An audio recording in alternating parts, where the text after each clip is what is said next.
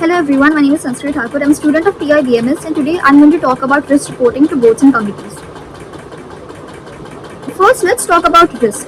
What is risk?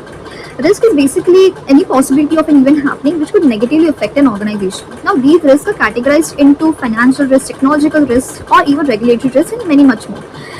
And it is very important that you keep a track of this risk before they turn into threats. And one of the best ways you could do that is via risk reporting. Risk reporting is a structured process where you communicate key risks to the top leadership, it is the board of directors, and it helps them to take strategic decisions regarding managing such risks. So what other role do these board of directors play in risk management? So they are the ones who approve risk appetite framework. Risk appetite basically refers to how much risk a company is willing to take. Second, they review enterprise-wide risk exposure. It's basically how much risk the company is currently being exposed to. They overlook that.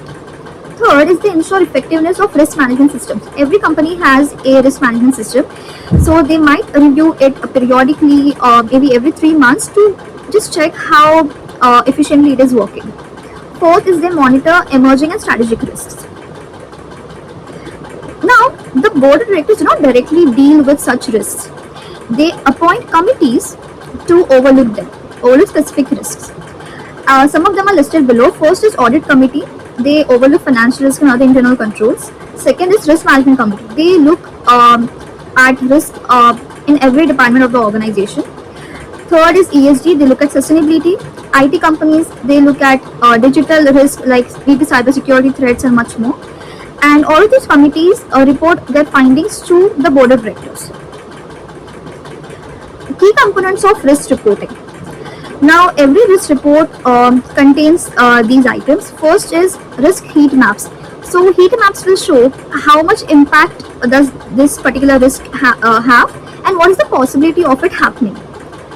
And the darkest color in that heat map will represent the highest impact caused by that risk and the highest likelihood of it happening.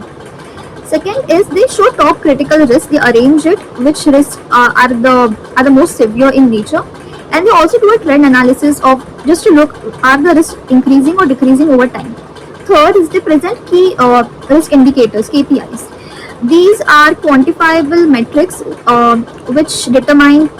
are used to determine how our risk management systems are working. Like suppose if you take cybersecurity risk, you might choose a metric such as how many hack attempts are being done on their digital service.